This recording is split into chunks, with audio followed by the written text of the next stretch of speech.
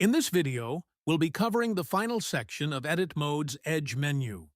Edge Bevel Weight assigns a so-called bevel weight to the selected edges. This is only relevant if the object we are dealing with has the bevel modifier applied with its limit method set to weight, and edge weight is set to bevel weight edge. With a bevel already applied and the edges we want to control selected, selecting Edge Bevel Weight sets a weight value which changes with the mouse movement. The value can be seen at the top middle of the 3D viewport and only becomes fixed when the left mouse button is pressed. In the last op panel, the Factor field is an alternative way of setting the bevel weight value. Yet another way to change the edge bevel weight is available in the Item page of the sidebar. The value assigned affects the degree of bevel around the selected edges. Edge Crease.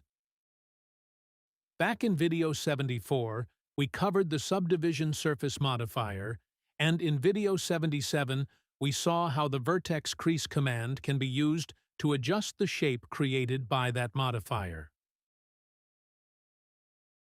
With Edge Crease, we have a command that has a similar effect on the shape produced by the subdivision surface modifier, but this time the effect is spread over a full edge rather than confined to the area around a vertex. Move the mouse after choosing this option to set the crease factor or set the value in the last op panel or in the sidebar. Edges marked as creased are shown in purple.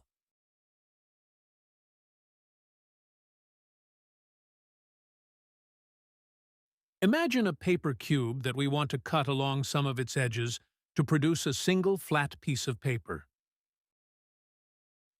Mark Seam is used to specify the edges we'd want to cut. Seam lines are displayed in red. This changes to yellow when selected. Although a detailed explanation about assigning texture to an object is for later videos, we usually need to do the equivalent of flatten the cube before assigning that texture, and the seam edges tell Blender how to unfold an object for UV mapping. Clear Seam. If we'd wrongly marked an edge as a seam, we can return it to its previous state using Clear Seam. Mark Sharp. This sets the selected edge to sharp. Sharp edges are shown in blue.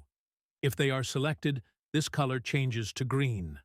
When we use smooth shading, marking an edge as sharp stops the smoothing from affecting that area.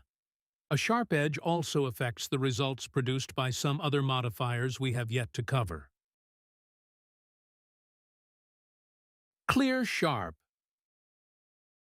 This returns the selected edges to their previous state.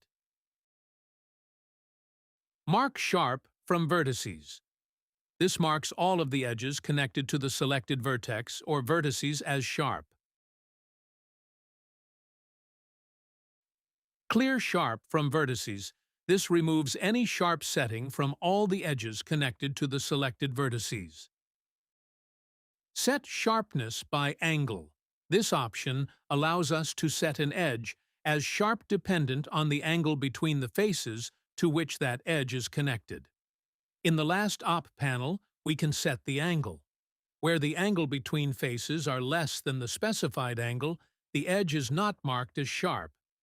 Any edges previously marked as sharp will return to their previous state if the angle between its faces is not sufficient. That is, unless the Extend checkbox is selected, in which case previously marked sharp edges are retained even when they do not meet the requirements set by Angle. Mark Freestyle Edge. Edges marked as Freestyle can be shown as black pencil-style lines when the scene is rendered. For this option to activate, we also need to go to the Render page in the Properties editor and check Freestyle. In this area, we can also set the line thickness in pixels.